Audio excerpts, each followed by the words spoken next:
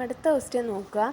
A hemispherical depression is cut out from one face of a cubical wooden block such that the diameter L of the hemisphere is equal to the edge of the cube.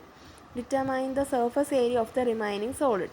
അതായത് ഒരു ക്യൂബിൻ്റെ ഒരു ഫേസിൽ നിന്ന് നമ്മളൊരു circular curve വെട്ടിയെടുക്കുകയാണ്. Okay, ഒരു സർഫസിൽ നിന്ന് മാത്രമാണ്. അതേ കണക്ക് അതിൻ്റെ ക്യൂബിൻ്റെ വൺ സൈഡ് എന്ന് പറയുന്നത് അതിൻ്റെ ഡയമീറ്ററിന് ഈക്വലാണ്. ഓക്കെ, അങ്ങനെയാണെങ്കിൽ നമുക്ക് അതിൻ്റെ ടോട്ടൽ സർഫസ് ഏരിയ ആണ് കാണേണ്ടത്.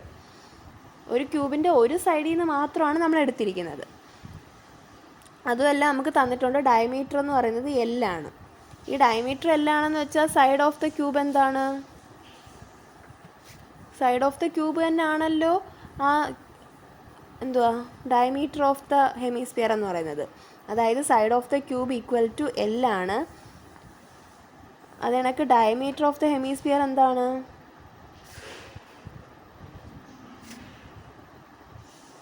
ഹെമിസ്ഫിയർ എന്ന് പറയുന്നത് L തന്നെയാണ്. അന്നേരം റേഡിയസ് എന്ത് കിട്ടും?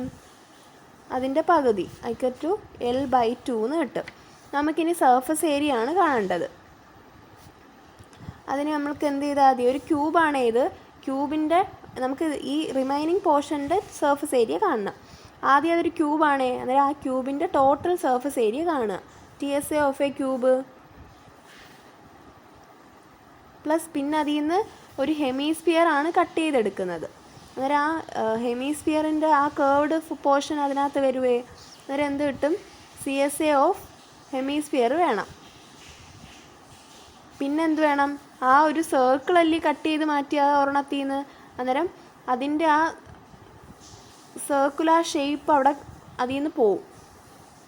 അത് നമുക്ക് കൂട്ടേണ്ട ആവശ്യമില്ല. അന്നേരം അതിൻ്റെ ഈ രണ്ടെണ്ണം കൂട്ടുന്നതിൽ നിന്ന് ആ ബേസ് ഏരിയ കുറയ്ക്കണ്ടേ? ബേസ് ഏരിയ ഓഫ് സർക്കിൾ അല്ലെങ്കിൽ ബേസ് ഏരിയ ഓഫ് ഹെമിസ്ഫിയർ അതെത്ര ആയിരിക്കും നോക്കിക്കേ. നമുക്കറിയാം ക്യൂബിൻ്റെ total surface area 6a² plus ഹെമിസ്ഫിയറിൻ്റെ curved surface area 2πr² minus base area എന്താ? ഇതൊരു സർക്കിൾ ആയതുകൊണ്ട് തന്നെ πr². നോക്കിക്കേ, നേരത്തെ ചെയ്ത കണക്ക് തന്നെയാണ്. 2πr² നിന്ന് πr² കുറയ്ക്കുമ്പം പിന്നെയും πr² കിട്ടും. ഇനി നമുക്ക് വാല്യൂസൊക്കെ സബ്സ്റ്റിറ്റ്യൂട്ട് ചെയ്ത് കൊടുക്കാം. A എന്ന് പറയുന്നത് L ആണ്, അന്നേരം 6 × L² കിട്ടും. പ്ലസ് π × R എന്ന് പറയുന്നത് L/2 ആണ്, അന്നേരം L/2ൻ്റെ ഹോൾ സ്ക്വയർ എടുക്കുക. ഇതിന് നമുക്ക് എങ്ങനെ എഴുതാം? 6L² പ്ലസ് π × L² ഇതെന്താണ്? 2ൻ്റെ സ്ക്വയർ എന്ന് പറയുന്നത് 4 ആണ്. ഓക്കെ, ഇവിടെ രണ്ടിടത്തും L² കോമൺ ഉണ്ട്, അന്നേരം അത് പുറത്തെടുക്കാം. L² ഇവിടെ 6 കിട്ടും.